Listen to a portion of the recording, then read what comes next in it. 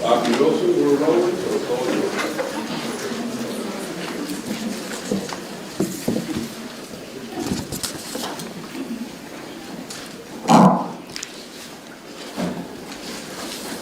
On June 16th, 1925, Emmett Scott, Secretary-Treasurer of Howard University's Board of Trustees, wrote to Locke, voted that Alain Leroy Locke, Professor of Philosophy, be not reemployed for the school year 1925-26. By way of explanation, Scott continued, after very full discussion of the matter, in all its phases, your place, among others, it was decided, could be vacated and the work of the university not unduly suffer. So opens chapter 26 of Jeffrey Stewart's important biography of Alain Locke. Stewart rightly notes that this line in Locke's dismissal letter, that Locke's place and the place of others could be vacated without causing the university to unduly suffer, reflected the low value placed on the teaching of philosophy. Good afternoon. I am Yolanda Wilson, Assistant Professor in the Department of Philosophy at Howard University, and I'm elated to welcome you to Professor Stewart's discussion of Locke and the significance of the humanities at Howard. Thank you for your presence today. Reading Professor Stewart's book, I am struck by Locke's fight to impress upon the administrators of Howard University the value of philosophy and the arts and humanities broadly in developing Black students who are critical thinkers and leaders. I am even more struck that some of the same fights Locke fought in 1925 are still being fought in 2018, sometimes with the same language and justifications. Professor Stewart is uniquely suited to connect some of these dots for us. The program will proceed as follows. We will have a few brief welcome remarks from Ms. Joellen Al-Bashir, Curator of the Manuscripts Division at Moreland Spingarn Research Center, with whom Professor Stewart has worked closely over the years, followed by Dean James Davis, Associate Dean for the Division of the Humanities in the College of Arts and Sciences, and Professor Jacoby Carter, current chair of the Department of Philosophy, the department Locke chaired for decades, who is himself a Locke scholar. Professor Greg Carr, chairperson of the Department of Afro-American Studies, whose generous support through the John and Eula Cleveland Endowment Fund enabled us to bring Professor Stewart to campus, will introduce our speaker. Professor Dana Williams, chairperson of the Department of English, will facilitate the question and answer period immediately following Professor Stewart's talk. On a quick personal note, when Professor Stewart and I were first talking about his visit over the summer, he mentioned the book that he wrote for tenure, an edited collection of Locke's work, Race Contacts and Interracial Relations, which happened to be the last book that Howard University Press published. And I told him I had it on my bookshelf, and when I opened up the book on the shelf, I found the following inscription: July 27th, 1998, to Yolanda Wilson, with deepest thanks for your interest in me and my work. Best wishes for your career, Jeffrey C. Stewart. So 20 years later, we've come full circle to Howard University. Please join me in welcoming Professor Stewart. And Ms. El-Bashir, would you come forward?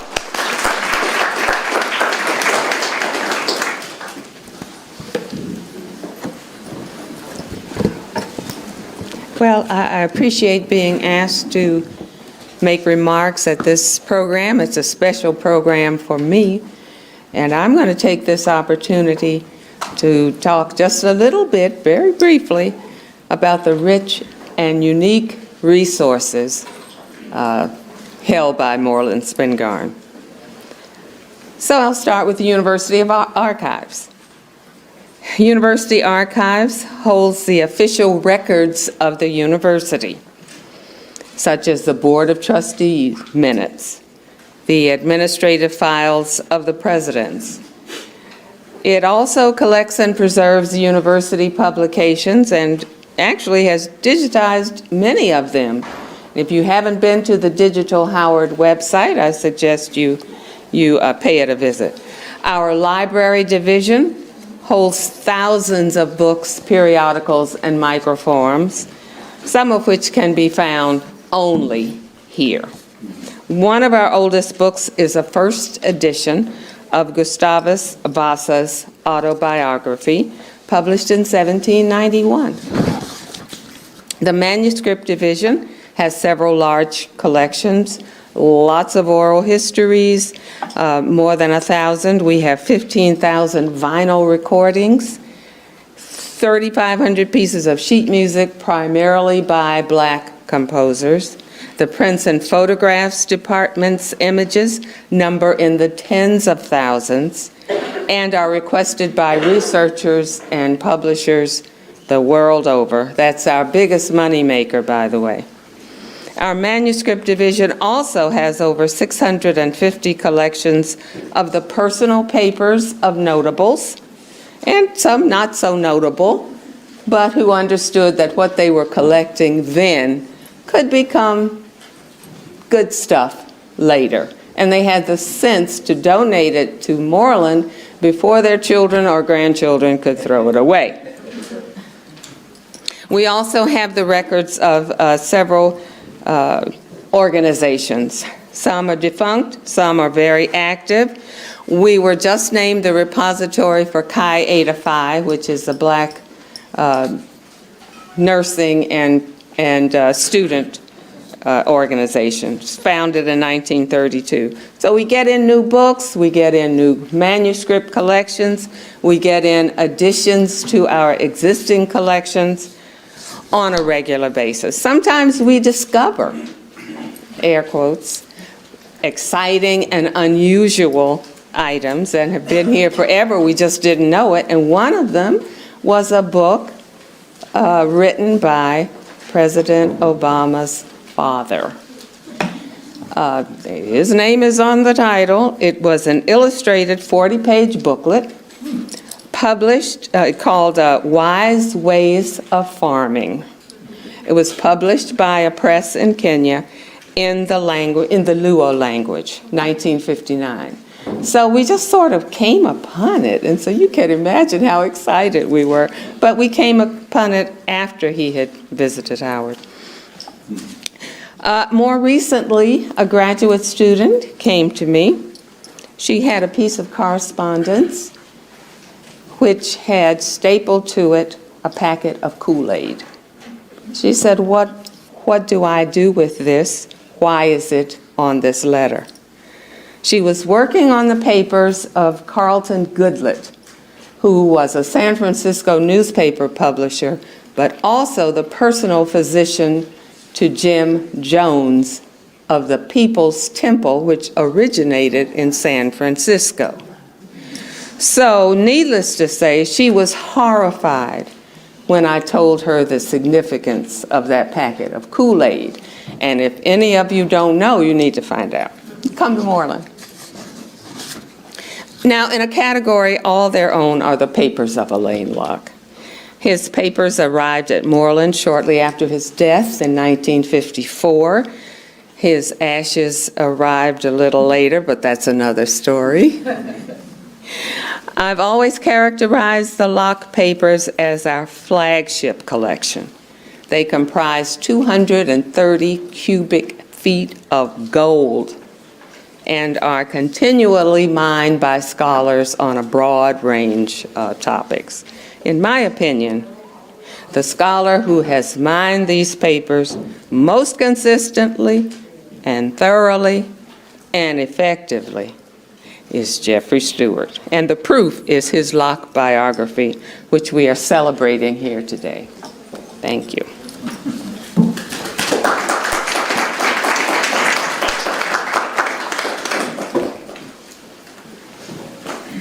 Good afternoon. Good afternoon. I don't have a Kool-Aid story, but that was so cool.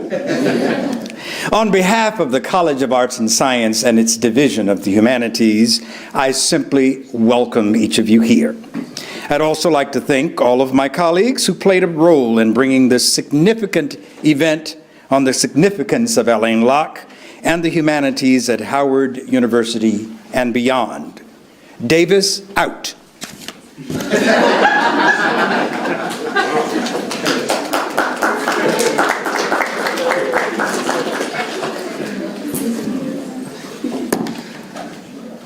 very insightful, useful information about the incredible resources that we have at our disposal and the picture of brevity. That's a bit hard to follow. My name is Jacoby Carter. I am a professor of philosophy and chair of the Department of Philosophy here at Howard University. As you learned earlier, that is the department that Locke himself chaired when he was here as a professor and chair of that department. I've had the occasion over the years. I'm very new to Howard myself. I just started this semester. This is my third week at Howard University, but I have been here before because I've had occasion to visit Moreland Spingarn and do some research on Alain Locke in the Moreland Spingarn Research Center. You may or may not know this about Locke, but Locke was a very meticulous documentarian of his own life. He went through a great deal of trouble over the course of his life to keep records, information, accomplishments, all of the things that would give testament to the life that he lived and the contribution that he made both here at Howard University and in the broader discipline of philosophy and in the United States. But as careful as Locke was about doing all of that, and as important as it was for him to leave all of those resources, that leaves one particular challenge for someone to take up. You have to take those 200 some odd cubic feet of information about the man's life that he left behind, and you've got to turn it into something useful for all of the rest of us that can be passed on through the generations. I, as a Locke scholar, have not been able to do that work, and thankfully, because of the contribution of our speaker today, Jeffrey Stewart, I don't have to. Stewart has provided for us an intellectual contribution that is the result of decades of labor, and one that I believe will in time prove well worth the effort. Welcome to Dr. Stewart. So it's now my time? I need to break you up, black man. We're in the church somewhere. I know you must trust us because you got this very valuable pamphlet sitting right here and ain't nobody take it. Jump off that. He's going to tell you about that in a minute. Look at all these Negroes in here. All right, I know some of you all are probably here as a result of your professors asking you to come for class, and that's beautiful. If some of you all have to leave before we get to question and answer, we understand. At the same time, I hope no one leaves, because what you're about to experience is something that's singularly unique, not just at HBCUs and American universities in general, but in the world of scholarship, and not just today, not just in 2018. I guess it was 4 years ago last week that some of us in this room, Dr. Beatty, Dr. Watkins, a few of us, attended the funeral of Alain Locke. Some of y'all might be asking how that could be. If you stick around, you're going to hear about that from our speaker. But we did indeed go to his funeral. He's buried in the Congressional Cemetery, right near Marion Barry, of all people, and many other people, J. Edgar Hoover. But we went to his funeral.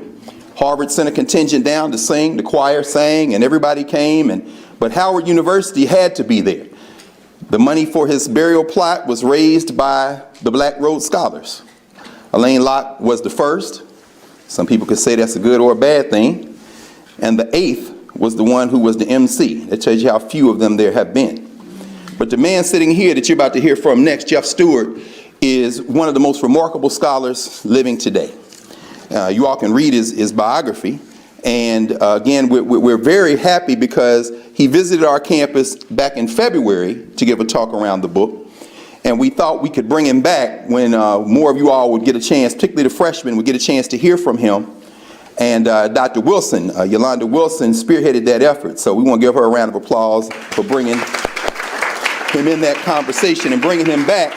And as we got closer to the event, everybody jumped in. You heard from Joellen El-Bashir with the Moreland Spingarn Research Center, which we were very grateful for you to Ms. Bashir, because she has midwifed a number of books and scholarship. The more reading you do, the more you will find out how important that sister is.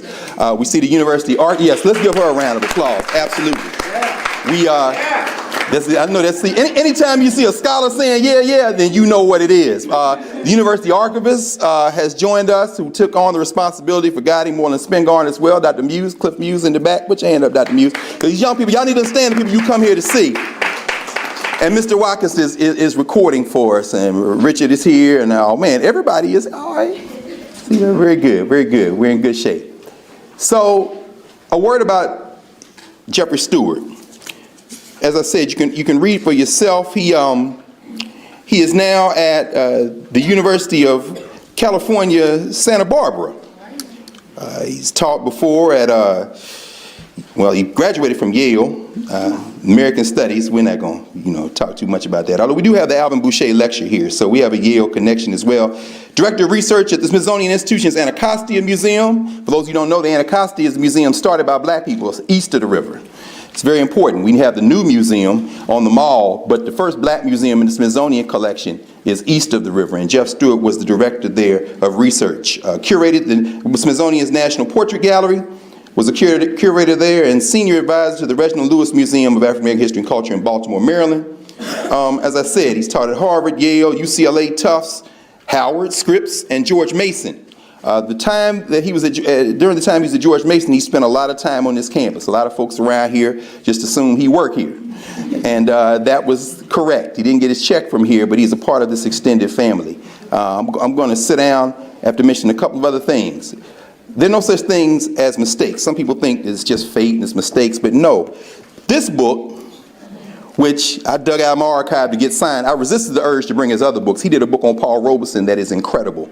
Other books on Alain Locke as well. He contributed the Alain Locke biography to the book that National Geographic did, partnering with Moreland Spingarn, Legacy.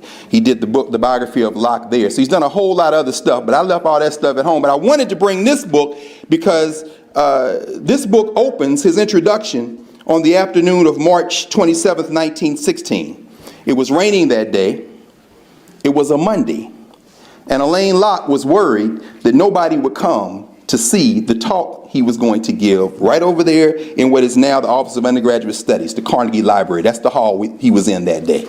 And he was worried because he had come to Howard as an assistant professor teaching English. One of the reasons Dr. Williams is going to moderate the question and answer. He was also in philosophy and education. He would eventually become the chair of the social sciences division at Howard University because he thought philosophy should be in the social sciences as the queen discipline. You'll hear Dr. Stewart talk more about that in a minute. He speaks to the interdisciplinarity, but he was pushing at that moment in 1916 to talk about the study of African life and history and culture.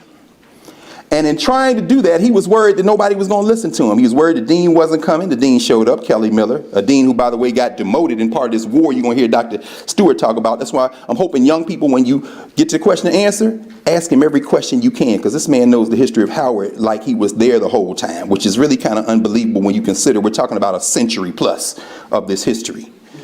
But Locke was worried. They wouldn't let him teach the class he wanted to teach about race contact, about the African presence. And eventually he got some momentum going. And in this book, this 900-page book, you've got all the major players in the last century of black life and many non-blacks, from Carl Van Vechten to Charlotte Osgood Mason. You want to know about Zora Neale Hurston and Sterling Brown, E. Franklin Frazier, Ralph Bunche, you name it, all the way through to today. The money that allowed us to help Dr. Stewart keep the wolf away from the door a little bit came from a donation, as you'll read in your program, finally, from John and Eula Cleveland. These were two working class black folks who spent their lives working in the labor unions in this city. Mr. Cleveland worked with the Teamsters. Miss Cleveland was a shop steward, first black woman to be in leadership in many positions in unions in the District of Columbia. And when they died, they left money for the Department of Afro-American Studies to underwrite this kind of work. That's perfect with Alain Locke, because Alain Locke believed in adult education. You're going to have to ask Dr. Stewart about that, because the next voice you hear will be one of the finest scholars on the planet. Our friend, our brother, welcome home, brother, Dr. Jeffrey Stewart.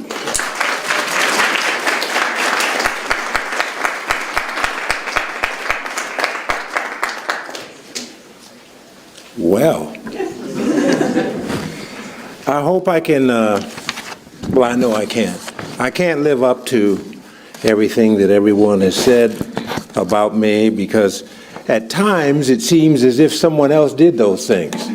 And you young people will realize that once you get old, that a lot of time passes in your life. And so one of the things that I think to keep in mind is, what are you doing with your life now? I think that's a really important thing, because that's what Locke really focused a lot on. What are you doing with your life now? And that's, of course, quintessentially what philosophers often think about. What is the meaning of life? What are you doing with that life? And what are you doing with that life that will actually have some meaning later on, when you're not in that same phase of your life called adolescence or early adulthood?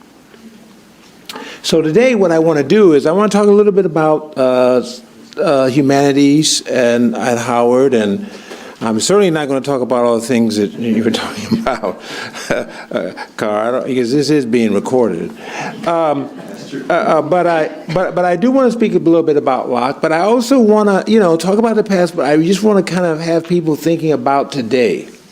Because for all of the work that Locke did in the past, and particularly making people aware of the African past, his main thing, and that's what's caught a little bit in this concept of the new Negro, is now.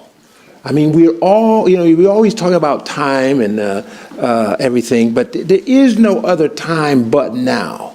I mean, people can tell you about, well, this happened in the past, and I'm going to do this in the future. You know how often that doesn't happen, right? What they say they're going to do, but we really have just now. And I think now is a particularly important time in the history of Howard University. And so if we can sort of put our minds together and think about that seriously, just for a few minutes, I'm not going to be long, it might help us to then think about the next now, which will be tomorrow, and, a little bit later on in the week. And of course, within that is, of course, the question, what is the role of the humanities? And I'm going to add in a little bit about the social sciences. What is the role of the humanities at Howard? What are their, in a Lockean term, their value? And what are their value to you? We are currently in a moment somewhat similar to the moment when he came to Howard in 1912, where the whole idea of practical and almost industrial, in those days it was industrial education, which you could get at Tuskegee because of the philosophy of Booker T. Washington. And a lot of money went to Tuskegee and other schools that converted over to teaching industrial education. And I'm not saying that was a bad thing, but W.B. Du Bois felt it was a bad thing when he wrote his essay in Souls of Black Folk of Booker T. Washington and others, because he was signifying a little bit there, that, if you send all the money to the schools that are teaching practical education, what comes to the schools to try to teach the Negro to think? You see? I mean, work is certainly important, and certainly making money is very important. We all know that every day of our lives in these days. But thinking also has a value. And thinking is a very important and precious commodity, especially if you're a black person. And if you don't think so, stop thinking and see what happens, okay? So the humanities, and the question of the humanities is very important because Howard decided not to become an industrial education school, to teach the liberal arts, to have practical things, and you have very many practical things here. You have medical school, you have law school, you have business school, and all these things prepare you for careers, but the idea of the undergraduate work was it was prepare you to think so that when you decided to go in one direction, you had actually thought about it, rather than just doing what you were told. And see, there's a revolutionary element in that, because black people from, the beginning of our arrival here have always been told what to do, you see? And we've been very good at doing that. That's why we were kept around, right? But at some point, some person out on the plantation started thinking. And when they started thinking, they started to create an agenda for themselves. And when they created an agenda for themselves, they began to free themselves mentally. So there was physical freedom that we, of course, achieved in one way or somewhat limited way with the emancipation, but that mental freedom, that's the key. That has been such a difficult thing to continue to emphasize. And everywhere you look, you'll find people who are trying to encourage you not to think for yourself. And if you think for yourself, well, you may be getting a little uppity, or you're getting difficult, or maybe you really don't appreciate this job. See? All those things come to everyone. They come to workers in general in America. The black experience is really, very much informed by that. But we always get the particular edge, of not thinking. So when Locke came here in 1912, initially he taught in the education department because that was the emphasis, but he was able to get a job teaching philosophy. Probably at that time, 18 or so, when he got promoted to that, the only historically black, and I guess they weren't historically black then, they were really black, right? They were the only school that you could go to, right? That had a department of philosophy rather than religion. So in that sense, it's easy, I think, to criticize Howard because it may or may not support the humanities as much now as we might like. But at that time, to hire a PhD from Harvard to teach philosophy at Howard to undergraduates was a radical act because it wasn't happening anyplace else. And so for a long time, he was the only person. And, he had small classes. And the other thing that made it difficult is that he refused to lower his standards. So, that could lead to, you know how that is. I got to get 2 A's in this semester. So, I can't take your class. I've heard that more than once, right? So I understand that.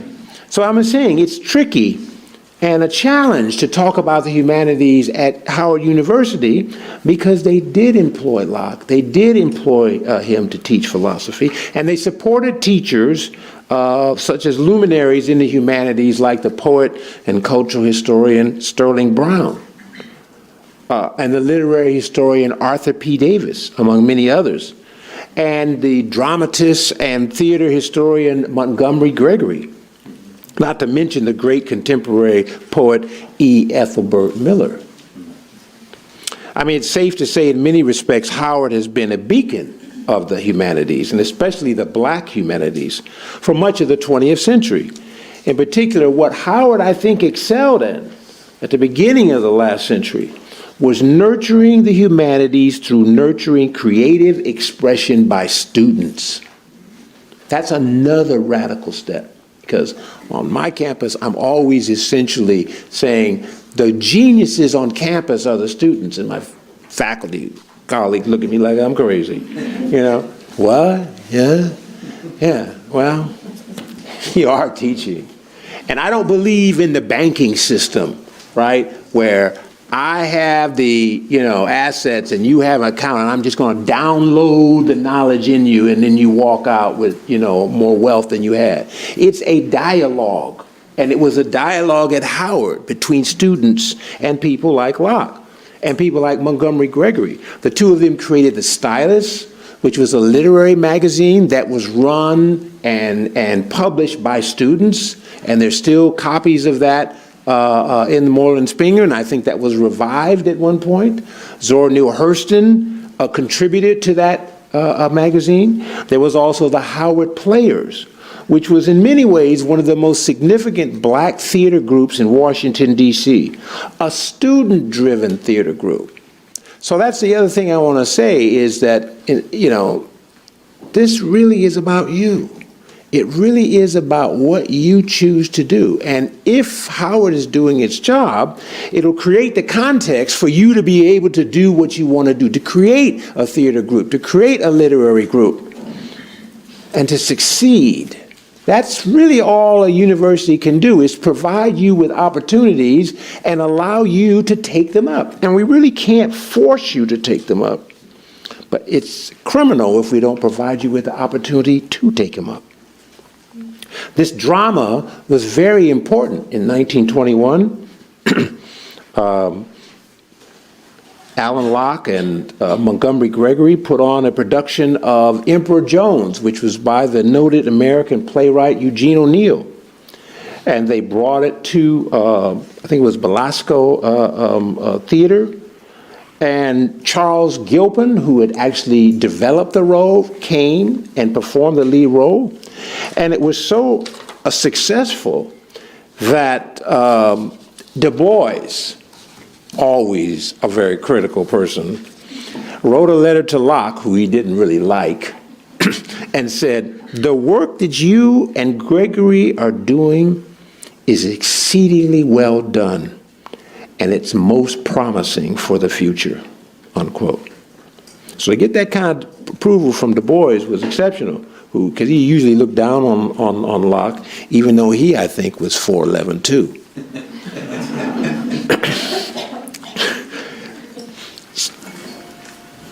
Howard had a great theater company of serious theater. What happened to it, right? Well, Gregory and Locke went on to put on another nationally renowned American playwright in Rankin Chapel on campus, right over here, December 21st, 1921, Ridgely Torrance's play Simon the Cyrenian. The designer from the Provincetown Players came down and redesigned the interior of Rankin and made it into a Middle Eastern bazaar to present the play about the African who took up Jesus' cross and bore it for him on the way to the Savior's crucifixion. This is a story in the Bible. I know you know which book in the Bible it's in, right? Study that Bible in the evening, right? Mm-hmm. It was acted by Howard's students, and it got tremendous acclaim. You see, there's great power and wealth in students at Howard University when they are brought into a situation where they can display their talent. What was also something interesting is that Locke and Gregory timed it so it occurred during the opening of the Arms Limitation Conference being held in Washington that day, connected with the League of Nations. The performance introduced international delegates at the conference to Howard University, but also to black culture through a musical program that also included the singing of the spirituals by the Howard Glee Club. It was an astounding success and laid the groundwork for a future of the Howard Players as the two Howard University teachers secured the likes of Hayward Broome, Eugene O'Neill, and the Howard administration support for the effort. Locke even wrote an article called Steps Towards a Negro Theater, in which he said the university theater is key to that because the university is where we can develop black playwrights. It's one thing to be an actor in one of these plays, you know what I mean? And later on these movies, you know how difficult the position of the actor is, but to have an influence on the theater and film, you have to write the screenplays, you have to write the playwrights. That's what they were trying to do here. But I think Simon the Serene is an apt metaphor when you're talking about trying to get the humanities started at Howard, right? It's a cross. It's a cross that you're going to have to carry. It's going to be heavy. The story is that they don't know after Simon took the cross, you know, up there, he ran away. I think the brother was scared they're going to put him up on there. You know what I mean? I understood, you know, it's okay, you know, but that's often been the case with how these efforts, they get started and they get stopped. We lack often an infrastructure to make these things sustainable. We have a great performance, after that we go back to doing what we do. You know, that's one of the things that I think is really the challenge of Howard going forward. Can we create a network, an infrastructure on this campus and an advertising program that will showcase the talent of students today? Maybe it's not in theater, although I doubt that that's true. Maybe it's not in writing, but I doubt that that's not true. Maybe it's in filmmaking. Maybe it's in music. How can those things be advertised as things of creativity that enliven our lives that come from Howard? Often the problem at Howard on time of Gregory was funding. They get funding from one thing, there wasn't funding for anything else. In fact, the funding issue was so great that eventually Gregory left and went to teaching high school because he had a large family, and university salaries were never large in those days. But it was a blow to Locke and to the whole effort of the theater to have this great dramatist who had been trained at Harvard leave because he couldn't have enough money to take care of his family. And that says something about how much his contribution ultimately was valued. Because one of the ways universities value professors is by paying them. Not the only way. I know when I lived here, when I worked here, I did work here for a semester. It was great because, like, you know, I was in the history department, you know, and I'm coming in, and I came into a room, and there were like 6 desks in there. And I said, "Where's my office?" And he said, "No, that's your office. That desk right there." So I sat there, you know, and like, no students would come because they didn't want to tell me because somebody else would be listening to them, you know, the other professors be. So that's one thing. Giving them office, I think, is important. But paying is certainly helpful, okay? But the other thing is doing that during the arms limitation conference showed the strategic genius that these people had. That they were marketing, they were promoting, they were disseminating black culture as not just something that was estige, something we have, we play around with. It was an emblem to an international audience. That's the second thing that I would say. I think the students are a tremendous value here. I also think that the international, the global, is open for Howard to exploit. And Locke was one of the people who constantly did that. He was constantly trying to relate what was going on at Howard to what was going on in Africa. He was relating it to Europeans.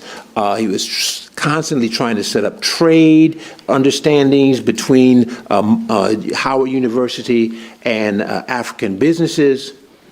Marketing, promoting, disseminating of black culture as not something private and small, but as something that tells the world who we are, and that other people who have cultural formations can get something from us and we can get from us, so that we have an international dialogue.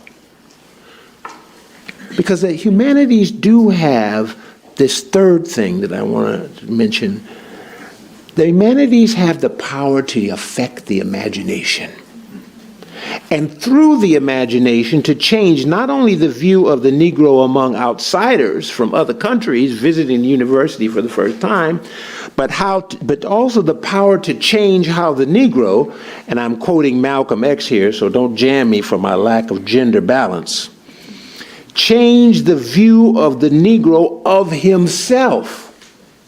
You see, this is the critical thing about the new Negro. You know, there is a new Negro in you, you just haven't found him. You see? That's what Locke believed. There's a little bit of Malcolm X in Locke, okay? Again, yes, the humanities can change how other people view us. This was Du Bois's thing. All art is propaganda for and against the race. You know, somebody that does a play, you know, one of those blaxploitation movies you really hate, and so then you come out with a play that shows that, like, everybody black is middle class, you know. Well, great. That's wonderful, you know. And it is. It's propaganda, but propaganda leaves out what you believe when no one is around. You see? Are you dominated by a view of yourself that has been developed and propagated by others to keep you mentally enslaved? I have a friend of mine who was talking about business and always lamenting it, and, you know, money and how we, you know, own things. And I said, well, you know, and Toni Morrison, Pilot, I think it's Pilot, says, own things that own other things.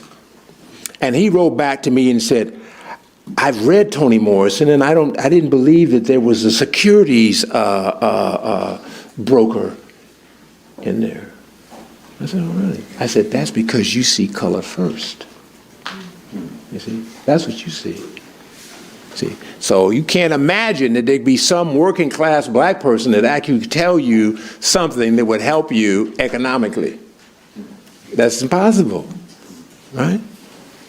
We are blinded often by the propaganda of class and race hierarchies in this society. But the humanities can break that open, even just temporarily. The Marxist theoretician Herbert Marcuse realized this through the end of his life in a little book called The Aesthetic Imagination. He said the humanities, literature, particularly philosophy, have the power to take us beyond what we already see, beyond what exists, beyond what is determined by the base in a Marxist analysis, to imagine something larger, something not yet, something more capacious than we can see through a strictly sociological and scientific view of what is. And while Locke himself repeated some of the Marxist analysis of art and literature in his work, the heart of Locke's theory of humanities, of art, literature, and especially poetry, is that it can go beyond what is to create what can be. This is particularly his work with art. Art for young people, they'll see an image that will create a kind of catharsis in their soul, and they will be able to go out and do things that they can't do if they're listening always to the media of that time, which was largely print media. You can find a lot of it in Moreland Springman, where the images of black people are contorted and stereotyped. Locke said, I want to advertise this kind of image, okay? And I want to do it not just to convince the white people we're human, to convince ourselves that we are great.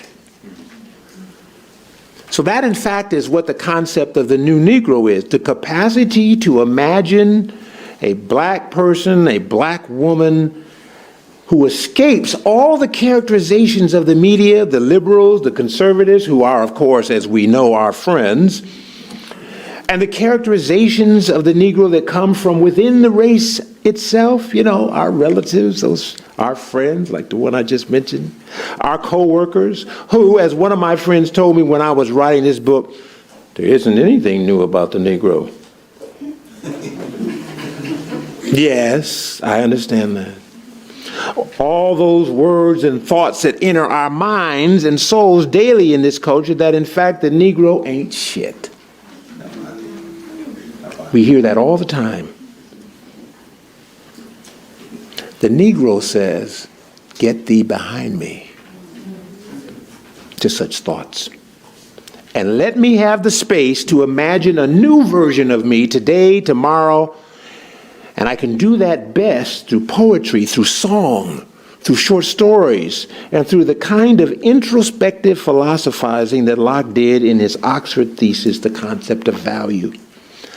I am something more than what you think I am because of what I value, what I choose to affirm, what I demand of myself.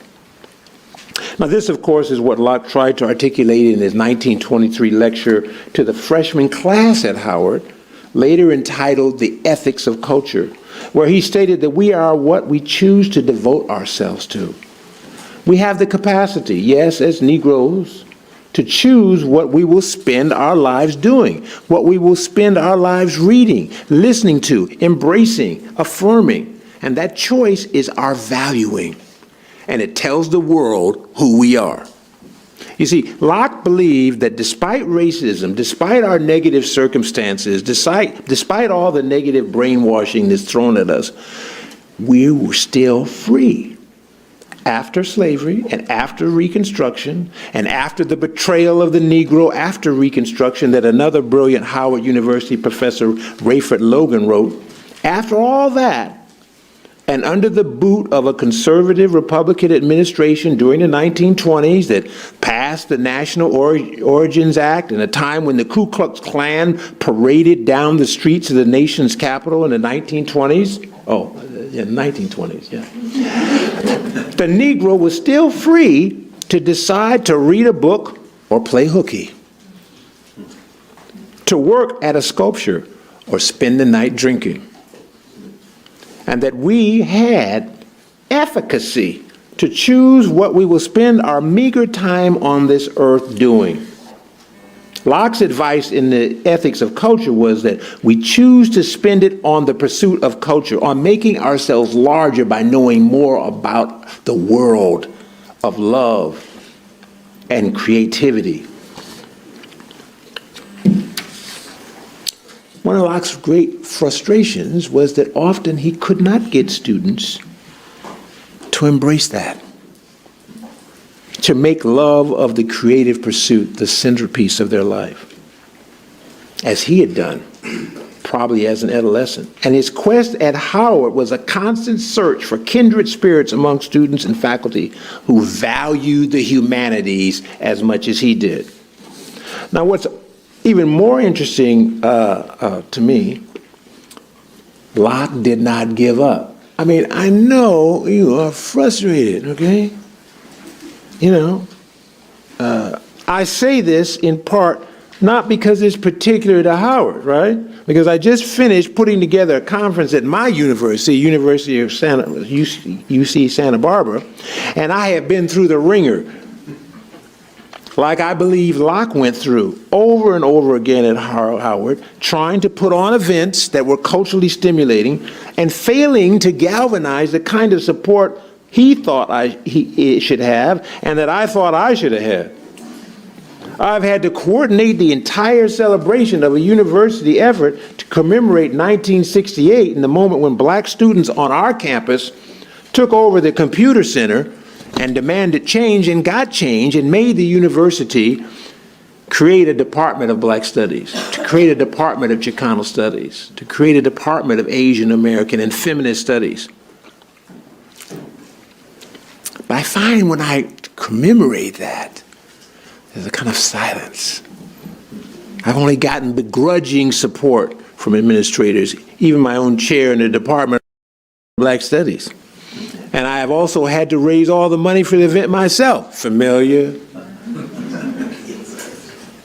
Even though in some respect, it's not my event, it's the university's. And I'm feeling done. I'm feeling like I don't ever want to do this again. And my current colleagues are saying, hey, you got this great book out, and I mean, why don't you just focus on your writing and forget the university service? And I hear them.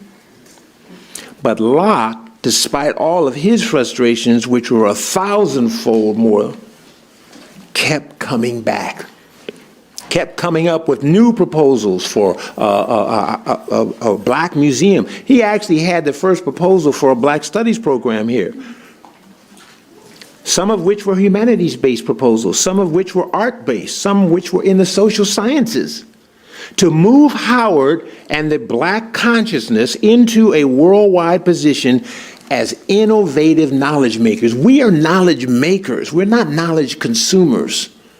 And if you focus on that, you begin to say, why shouldn't my knowledge be disseminated into other people? For example, 3 years after the Simon the Serene play, Locke was writing President Durkee, white president, about a plan to link up Howard with research being done by French anthropologists and archaeologists at the King Tut's tomb in Egypt. And his plan was to train a group of young Howard students in this new area of social science before places like Columbia even knew what it was about. As a spin-off is his own trip to the tomb to witness the reopening of that tomb. And Durkee was supportive. The problem was that Howard's lower administrators didn't embrace the plan. They couldn't give Locke an institute, for example, and fund it so that he could build a staff, invite French scientists to the campus, start the training modules. He had similar ideas about connections that could be forged between Howard and African schools to bring more African students to campus and forge a relationship so that Howard could become a world powerful university by training a generation of African educators who would fan out through Africa, start schools, send kids to Howard, and train a whole new generation of African scholars in the social science and humanities that Howard generated. This is one of these things, and I don't go to church often, but every time I go to church, they say, without a vision, the people vanish. And that's kind of, he had the vision, so it wasn't totally, negative, but it lacked the infrastructure, the network over time. And this, I believe, was also part of the dream of E. Franklin Frazier, who was one of the major founding people of sociology. He wanted to train a generation of sociologists. Couldn't find the support to do it. What one has to come to grips with is there's been several generations of writers, scholars at Howard that have had a vision of this university as the driving force in humanities and social sciences. Those efforts haven't been successful. There's several reasons for it, not the least being that as professors, especially black professors at Howard, we're often under such power and competition that we're individually self-destructive. We have to find a way to turn the proverbial me of academic life into a more powerful, collaborative we. I just want to end here with a little thing that there was a group called the Saturday Nighters, which was Ralph Bunche, E. Franklin Frazier, Allison, I can't remember his last name. I think it's Allison Davis. Yeah. They used to meet and talk on Saturday night. Locke would go to it. He wasn't really part of it, but he would hang out with them. He saw the great discussions coming on, and he decided, I think I could publish these great scholars in small books that could go out and be read by people who can't get to college. And he went to the Carnegie Corporation, and he went to adult education, and he funded what he called the bronze booklets. Here's one of them here. It's about 96 pages on. This one is called Negro Art Past and Present. It was by Locke, but there were others. A Theory of Race by Ralph Bunche, The Negro in the Caribbean by Eric Williams. These books, he got $5,000, and he published about 8 or 9 books, hundreds of them, and he ran this out of his office. People would write in, he would mail them out. He sold them out. Once black people in the South found out, and white people were buying these books too, libraries, prisons, people ordered this book. They ordered that book. They wanted that knowledge. Just think about the knowledge that is here in Moreland Spingarn, but also among the young assistant professors who actually could write a 96-page book almost in a heartbeat, and it could be sent to somebody based on their scholarship, someone who's trapped in our prison system or trapped in a segregated school system that is not teaching them this critical knowledge. This could be a tremendous way to exploit the wealth that Howard has in the humanities. You have a law school. I'm sure there's somebody over there who's teaching copyright law. They can go through and find out which pieces are under copyright. I even have here, I hope I can find it in time, I guess I'm in a hotel, the Mandarin Oriental, because Skip Gates told me I had to go there. Enormously expensive. All my things going to that. But I'm looking at the key code, right? I'm looking at the key code. You know, you put it in there, you need the whole the swipe thing. There's a little thing. Oh, if you're here, go online, and if you're bored, how could you be in this place? There's some books and articles and stuff that you can go online from the hotel. You see? There's an online library for the hotel. Where's the online library for Howard? You could have people all over the world reading your books. And think about it. China, right? You may have heard there's a lot of people over there. Okay? And they're radical. They're Marxists, communists, Maoists. So all these radical books in here, they might like to read. You just might have to make them available to them. So my concluding remark is, let's get busy. You know, and the final thing I will say, because I know I got to finish up because the time running on. I got to read this last thing. In other words, Locke didn't stop because he was knocked down or opposed by an administrator or someone who said no or someone who didn't understand the depth of what he was trying to do. He just did. And he did what Duke Ellington said. When asked about racism and the rip-off of his music by whites, he said, you know, I took the energy I could use to pout, and I wrote a blues. Howard should be the blues capital of the world. Right? But your blues could be played by, at a minimum, all of the other HBCUs in terms of humanities and social sciences and STEM education. You had Ernest Just here, one of the most prominent scientists of the 20th century. You could have a STEM program based on his research on cell biology. You could be the capstone, really, of Negro education by disseminating knowledge to the other HBCUs.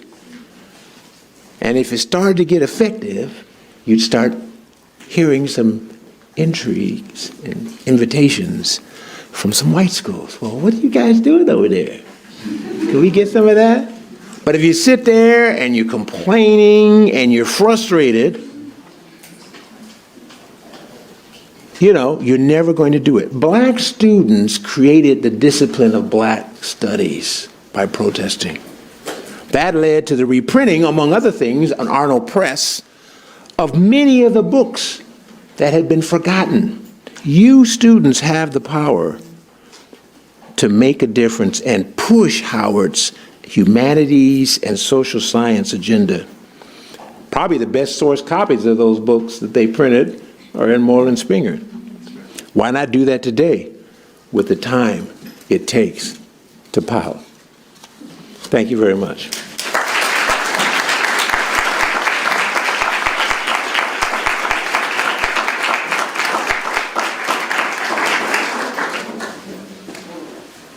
I guess I'm supposed to go up there. Yeah, you good.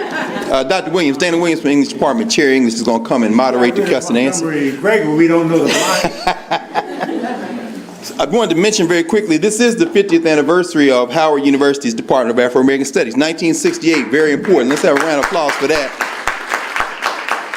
If you all want to see the logo that has been designed, Dr. Yeboah is back there in the back. I think we got some of our shirts even. And we have 8 copies of Dr. Stewart's book. They're $35. You can pay cash money. He'll be signing them immediately after the question and answer. And there's one other, as students, before those who have to leave, give me 30 seconds. I just want to mention this because I want you all to clap for this brother. Alain Locke, this book on the new Negro, has been longlisted as a finalist for the National Book Award. So let's give this brother a round of applause. He didn't mention it. I was waiting to see whether you were going to say something, brother. So, Errol, you switched out? Okay, so Mr. Watkins is going to switch out, and Dr. Williams is going to take over, and then the time is everybody's to engage in this dialogue. We left plenty of time for that. So, thank you.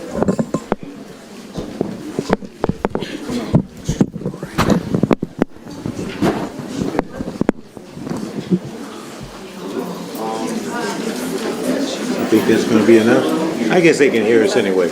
I'll use my teacher voice.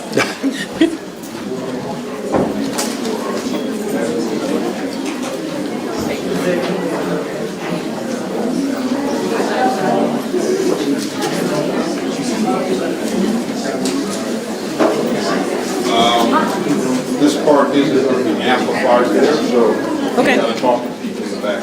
Right. All right.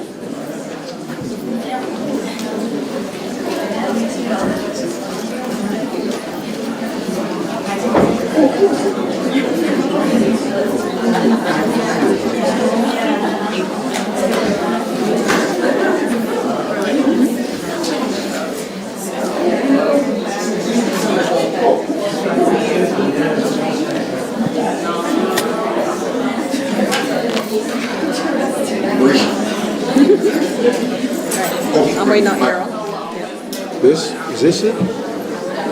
Yep, they're trying to get the, It's not live. they're ready? All right, ready?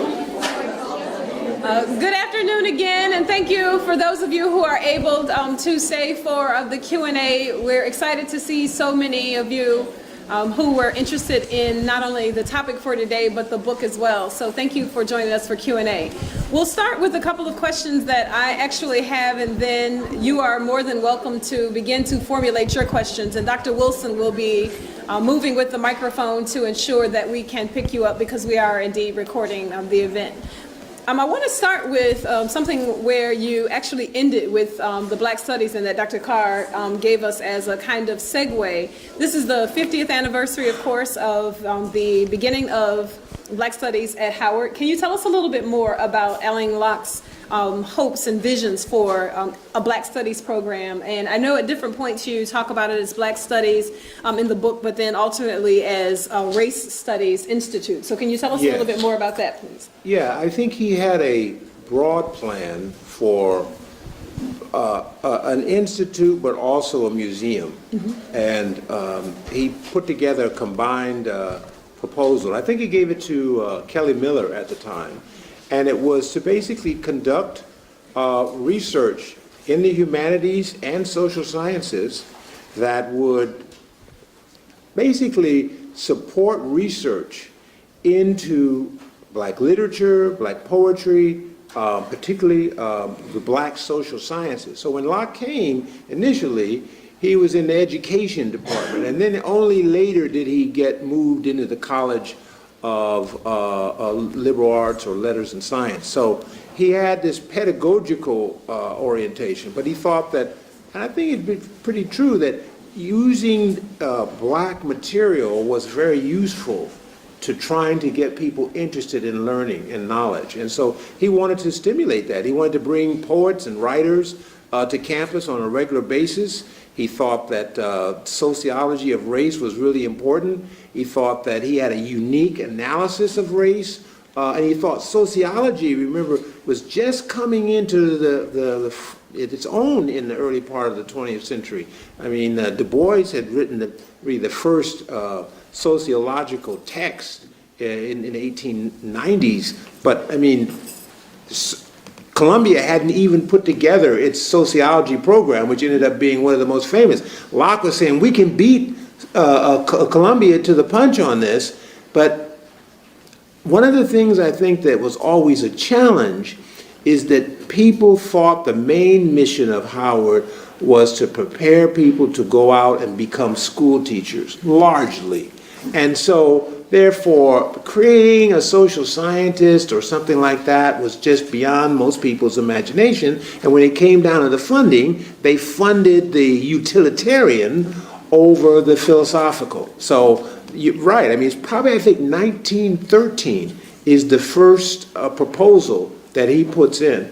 And just imagine what Black Studies would have been by 1968 if it had been developed and worked through 1913 on. Also, at that time, there was concern that, you start doing Black Studies, and I think there's even in the 60s and now, you make the Negro restless, you see? Because they'll be aware of all of these things that have been done to us, and that'll make us, upset. And so it's much better to just keep that hidden, keep your head down, learn a trade, a craft, like teaching or whatever, and go on. So there's been a problem always educating Black people in this country because the education is, if done right, inherently revolutionary. So how do you do that? And Howard sort of walked that line, you see. We'll give you enough information, but we're not going to actually allow you to develop. But Locke really wasn't a revolutionary in the typical way, but he thought that this knowledge was something that everyone else thought, basically Howard should be glad to get. Knowledge is a commodity. Right. And if you have a lot of knowledge that people want and need and you disseminate it, you can make money off of it. But they couldn't see it that way. They were worried, I think, that some firebrand radical would emerge who would embarrass the university, the Congress would hear about it, there'd be some sort of financial retribution. And so he was always held down in that, and I think it was very frustrating. Yeah. That's interesting that, of course, he's talking about 1912, 1913 through 1916, well, those years that it could be equally applied today very easily. No. Yeah, really. What? Well, and what's equally interesting and paralleled is at one point in the text you tell us how Locke is attempting to show people that racism isn't unique to the Black American, right? So if you think about it in other places, you see that racism as well. And I think that he also thought of that as a way to assuage some of the concerns about it being like terribly radical. Like, listen, we aren't the only people who are discriminated against. Other people have figured their way out of this. How do we figure our way out of it? And it still wasn't received in a positive way necessarily. Yeah, well,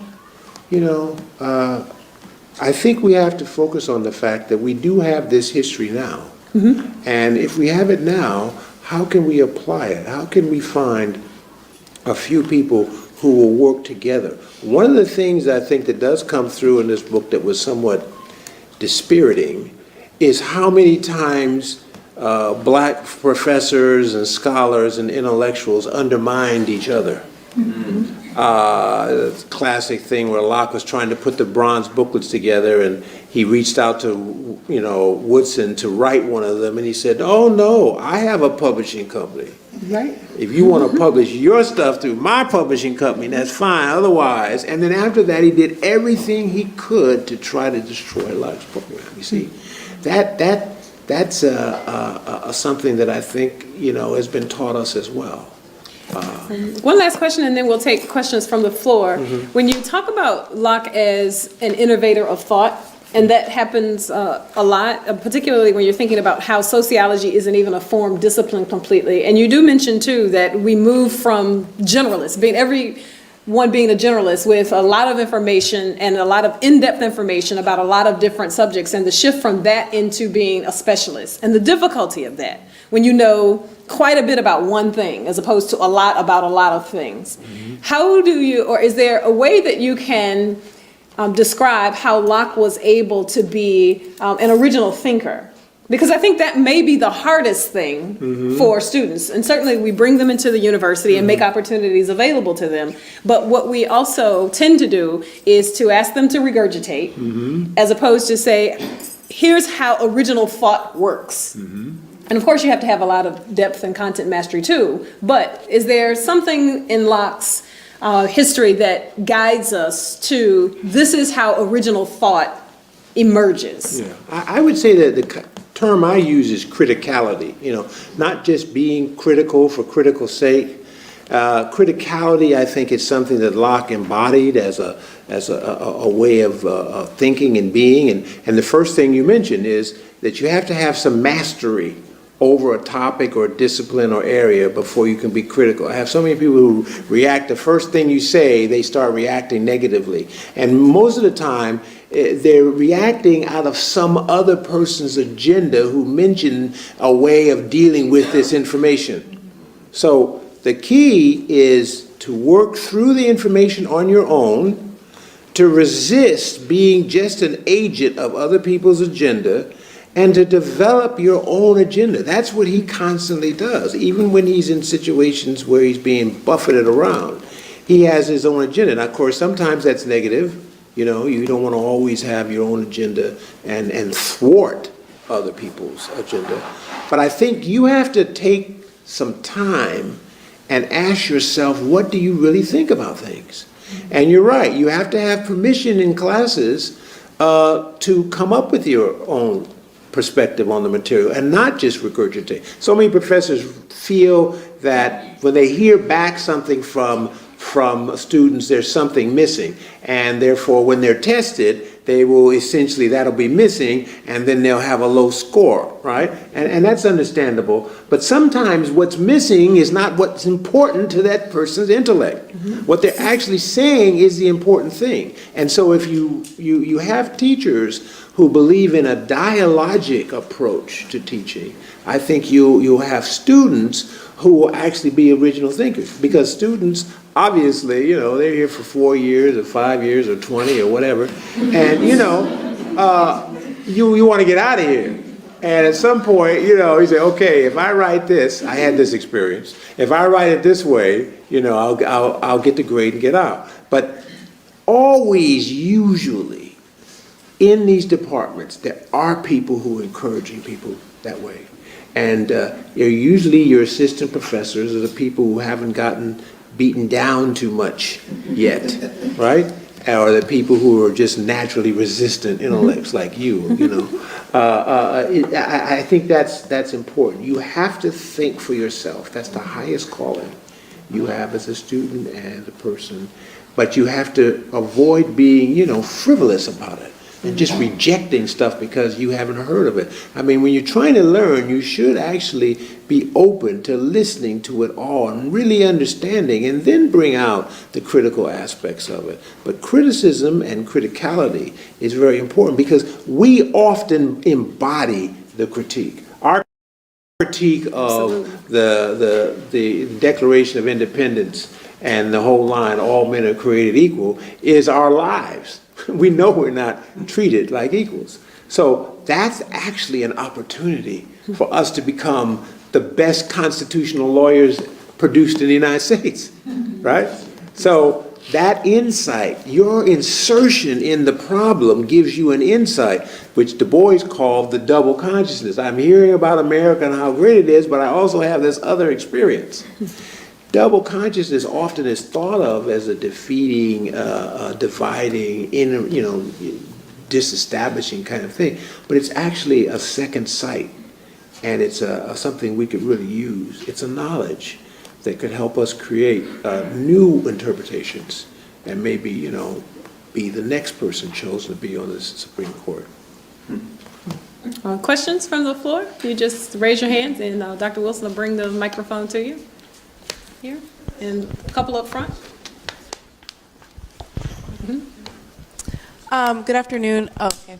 Hi, good afternoon. First, I want to thank you so much for being here with us today and being a resource to us as students. We really appreciate it. My name is Anase Omoyeni. I'm a double political science and philosophy major, Arabic minor from Lowell, Massachusetts. You said something that was really interesting earlier when talking about reimagining yourself as a Black person and as a Negro.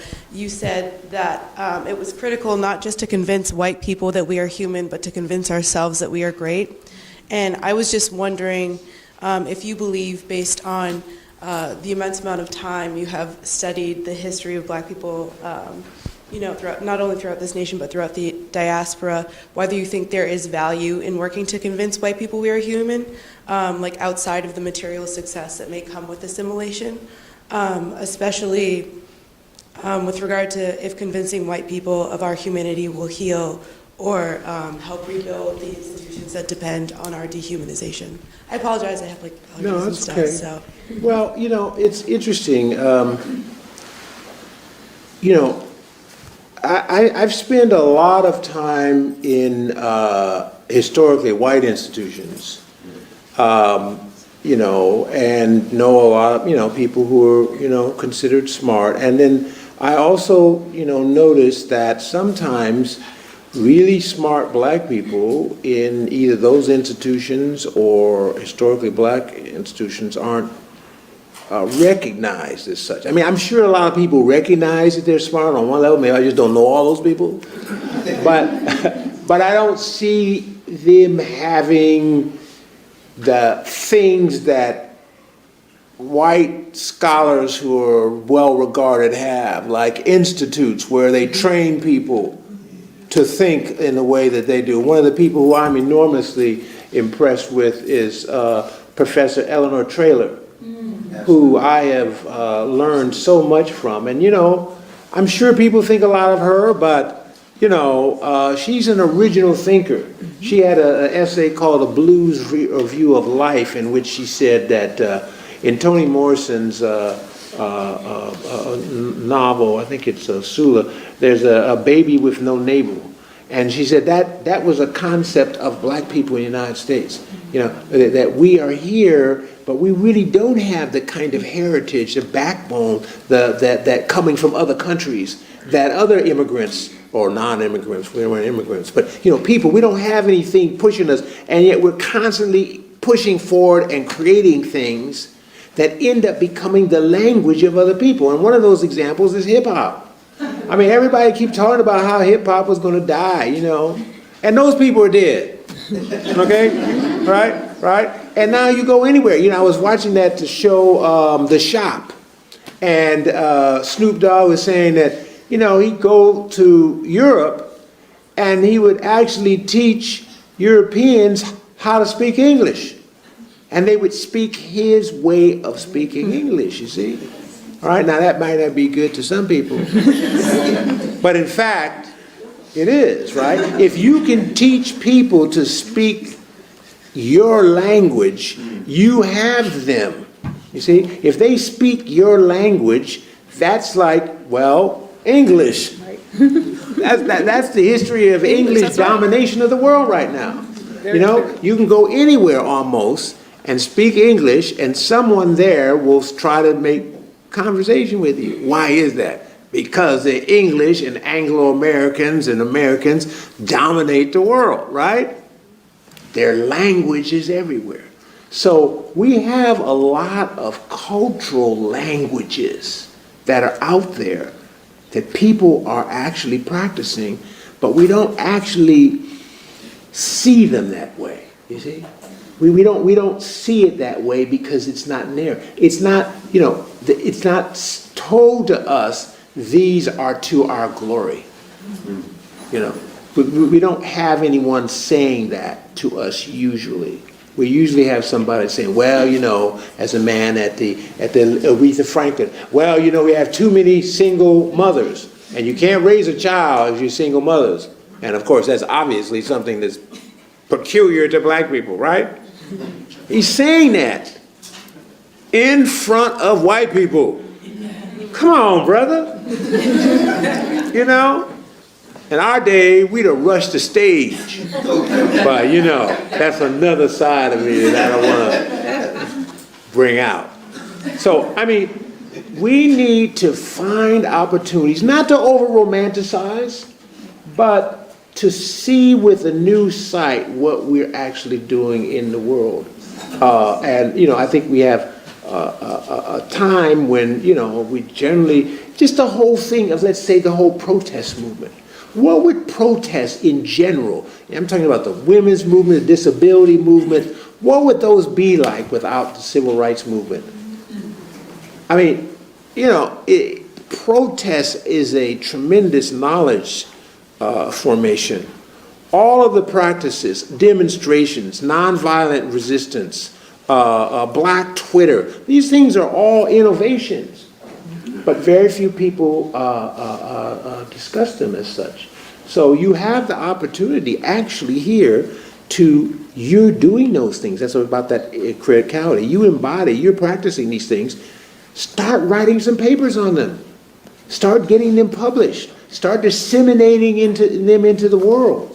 Because in fact, you are actually authorities on these things, but no one is actually saying you are. So I'm saying you are. I mean, I'm just, you know. Yeah, you're right. That's what I'm really trying to say. We have a question here, but just to connect with, right here. Professor Tracy. Yeah. Just to help the students to make the connection about an example of the ways that you are already practicing criticality, the way that Howard students especially, and I think young people in a general sense, respond to something that happens on campus immediately with a meme. Yes. That is criticality, and the engagement and the critique, the way that you produce the meme means I have to think about this in a certain way, and in order for it to be funny, for it to be dead on, for it to be relevant, it has to have all of the right components. And so you make decisions in real time about how you're gonna clown somebody. And so it's also time to think about what the rhetoric of that kind of communication looks like. So that's something you can write about in your writing literacy and discourse courses. So make those connections and not, take advantage of Twitter, but also be clear. We clown people and we engage critically. And this is another thing that Morrison also said is like, there is not a more critical audience than Black people. If you can satisfy Black people, then you are dead on. And she was talking about what Black people do at the Apollo. Right. If you can't show up and show out in front of a Black audience at the Apollo, you're not real. Once you do that, everybody else says okay. So you have that skill set historically almost as a legacy. And Dr. Traylor said hello, by the way. Thank you. Yes. Yeah, she's wonderful. Yes, I'm sorry. Hi, thank you. Thank you for your words. I was curious to hear more about the racial makeup of the administrators in the early 1900s and how that might have influenced their receptivity to Locke's ideas, and if you have any thoughts too on how that's changed in the last century. I'd be interested to hear. Well, I mean, here's the part where, like the easy thing is to say, well, there was all the white administrators, and so that's why it happened, right? But, I don't want to, romanticize it. I mean, I think, Locke felt that those people who had come through an earlier time, let's say Reconstruction or closer to slavery, and had made it out, usually had a more beaten down and I'm just gonna survive mentality, and did not want anything that would threaten their position. One of the things about the new Negro concept is that it's based on this idea that, you will not let achieving a position hush you. That's one of the things that Du Bois says. It says, the hushing of honest critics is a dangerous thing. So that's often what happens. You see, you get this little position, and then you see other people as threats. That's also in that shop thing. They talk about, you become a basketball player and, you're making money, and then are you going to come out and criticize the president? Well, then maybe you lose some shoe sales, you see? And some people may not buy your stuff, right? And their agents telling you this, right? Because their money is tied up in it too, you see? So while I support the racial analysis of some problems, I wouldn't want to say that it's just because there were more white administrators. I think that the Black administrators were, couldn't see what he was trying to get at. And often, if you've ever done any administration, you know that a person with a lot of ideas coming to you all the time can be like, oh, it can wear you out, right? Because you are stuck in the facticity of the situation that will not change. And here's a person who's saying, let's change, let's change. And so psychologically, it can be like, very stressful. So like, for example, Durkee, I thought, supported a lot of Locke's research initiatives, even though when it came time when he got fired, which I don't think was actually directly because of Durkee, it was because of some other Black administrators who wanted to retaliate on Locke. He did say Durkee, and he got in line with the whole people, let's remove Durkee, but Durkee actually hadn't been the bane of Locke's existence. It had been lower level Black administrators, which gets to this deeper point again, that we have to find some way to get around this divide and conquer practices that have been taught us. Dr. Harvey.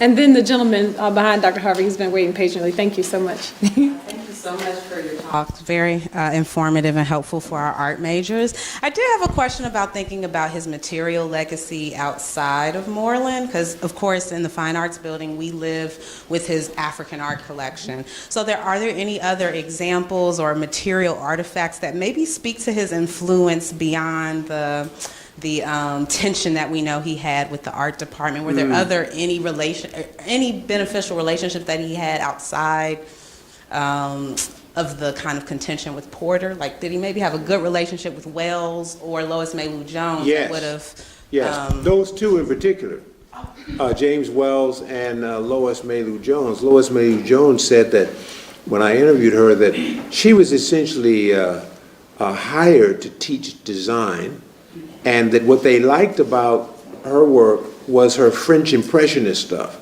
You know those pictures where it's like a French street, but it's kind of blurry.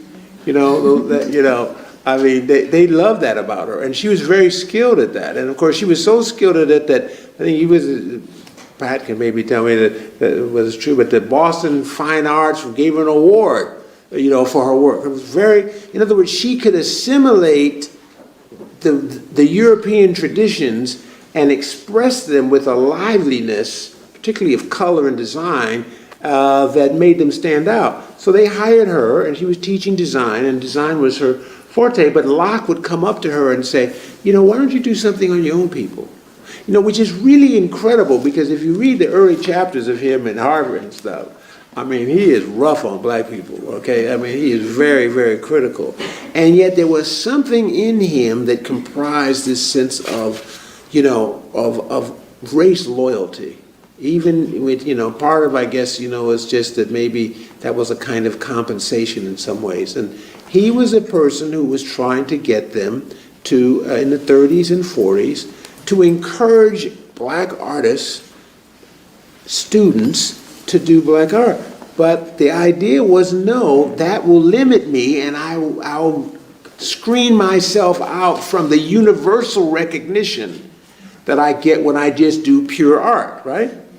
And there is something to that, right? I mean, if you do, identifiably black art, it will be, seen in one kind of way. But what he felt is that the black subject is the doorway into universality. It's a universality that actually, is quite powerful. So he had relationships with them, and I would think that his conversations with Lois Mailou Jones kind of prepared the way for the revolution in the art department when Jeff Donaldson, and others came and really created a black consciousness art program that was incredibly lively and productive. That's not to say we always have to do that. There may be something else. There may be a new phase. There may be something that's coming from Africa that's different that you can pick up on. But the idea that you are essentially inherently creative, I think, was a thing that he wanted you to do. And he felt that if you couldn't do portraits of black people, it was going to be hard for you to be a great portraitist. Because there'd be some inner insecurity in there that you weren't addressing, that you hadn't worked through, and your work would look very imitative, like Porter's. All right. In the back, Dr. Wilson, this is our final question from the floor. You can after. Good evening. I want to start off by saying thank you for sharing all the valuable information that you shared today. A lot of it stuck with me. My name is Damir. I'm a junior computer engineer major here at Howard. And I just wanted to ask or touch on the quote that you said, in 1920, the black man had the freedom to play hooky or read a book. And I feel like we could break that apart, because if he wanted to stay in school and read a book in school, he would be following white America's curriculum. But playing hooky could also be seen as him following his own freedom, but that's another topic. With that statement, the original message that you said, what do you think needs to change for that shift to be culturally accepted, like for black people to want to read a book instead of playing hooky? And if you think that is, why do you think? Right. Yeah, I think we are often approach books and knowledge as something alien that we're forced to do. I mean, the whole way in which education is like talked about in this country is basically, it's like this white body of knowledge that we have to like acquire in order to make it in a white institution, right? I mean, that's overly simplistic, but that's how it's presented. when if you actually think about sociology and you actually realize that Du Bois and E. Franklin Fraser and Locke certainly are the architects of sociology, and that really sociology developed out of struggling with what to do with the Negro, right? I mean, then when you read a sociology book, you're part of a tradition. It's not alien. It's not something that's, and if you run into something that is alien, then you have the permission to critique it. This is your knowledge. This is your legacy, you know. And so I think that that's the part that's, you know, often troubling for us, is that we don't see it as ours. And, you know, for Locke, he thought the whole estate of knowledge was ours. You know, he almost had like downloaded into his brain from Harvard and Oxford the way whites looked at the world, that it was all theirs, right? And he said, well, I'm a black person, it's all mine. I can go into any culture and learn their symbol system and basically come back and teach it, right? Because I have that ability. So that, I think, actually came from his mother. His mother was a person who believed that all culture, now she had some negative opinions, but by and large, she taught him to be empathetic and sympathetic to all cultures and to see all cultures as our own. So, and what you will find 9 times out of 10 is you'll be studying some so-called white culture and you will see, like when I went to Florence and I was looking at some of these frescoes, and I looked and I saw, oh, there's some Africans up in there, right? But I never hear that in an Italian Renaissance book, you see? So if you don't go there and look at Santa Maria, you know, I forget what the name of that church is, you won't see it. So you just say, well, I'll just, you know, stay here and, you know, hang out, you know. You have to push yourself beyond your own expectations of what is for you. There's something for you out there that actually it could really help you, but you've been taught. And I know it's difficult because, you know, you go in these situations and, you know, something racial will happen or some gender violence. I mean, you know, there's a lot of reasons to kind of close in. But I think you can't afford to do that. I think you have to look at you have a right to know everything that's been thought and felt and created. And so, yeah, I think, yeah, I mean, yeah, it part of our playing hooky and not being aggressive is our alienation from what it is that we think we're learning. But my idea is if you actually, you know, I'm doing this with my son too, you know, like everything is not in a video game, right, you know? But if you actually open a book, you know, and read it, you may find something in there that will help you. And God knows we need help. We'll close with a variation of the response to some degree to what you're asking in a pitch for the book that doesn't need to happen. I don't need to pitch the book, but one thing I would say too, though, is that a lot of people are actually reading and not playing hooky. So, like, understanding that misperception is problematic is one part of it. But then the other part that happens in the book that I think Dr. Stewart lays out beautifully when he talks about Locke's understanding of race, and that kind of, when I read this, I thought particularly about the way that people tend to think about quote unquote black on black crime. So if I would ask you to read it, but that might be. No, I don't want to hear you. I'll tell yes, yeah, I wrote it, I read it. But what he says, and this is 932 pages of good stuff. So when you're thinking about buying a book and spending $35, you really can't get $932 worth of information for $35. I order regularly, so you get a little discount. Yeah, yes. So I say that to say you got decisions to make. But here is one of the early thoughts about how we deal with this question of internal challenges related to race. He says, this is reading Locke's, this is Dr. Stewart's interpretation of what Locke has said. Competition for scarce resources, money, status, reputation was the underlying cause of most racial conflict. and perhaps the key to understanding why racial conflicts increased or subsided in relation to poor or improving economic conditions. Indeed, one of the reasons for the ebb and flow of racial feelings was that the elites manipulated race feelings to divide and conquer the working classes. That insight revealed an even more fundamental one. Race feelings changed over time in response to changing historical conditions, and racism passed through distinct phases in response to varying economic conditions. So while it applies to both black and white race relations, it also applies internally. So a lot of it has to do with, if you're thinking about like scarce resources and how people respond sociologically to everyday scarce resources, your response to something about how you spend your money, how you spend your time may be a little bit different. And then he goes on to talk a little bit about how racial feelings change both internally and externally. Racial feelings often changed in relation to perceived changes in social status of a group. So much of the internal challenges that we have has to do with other people's perceptions that we have to continue to work out as well.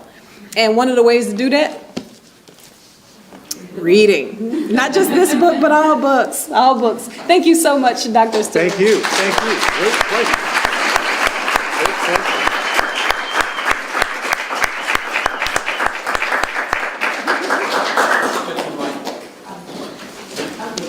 Thank you, Dr. Williams, for moderating our Q&A. This one is fine. Thank you, Dr. Williams, for moderating our Q&A. Thank you again, Professor Stewart. Can we just give him another round of applause?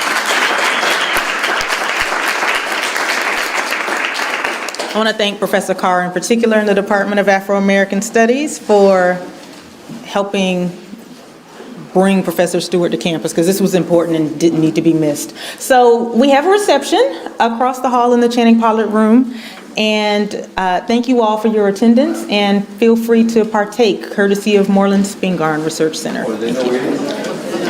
The Channing Pollard, go right down the hall like you're going toward the restroom. And you can buy your book also in the room where the reception is, and that's where Professor Stewart will sign.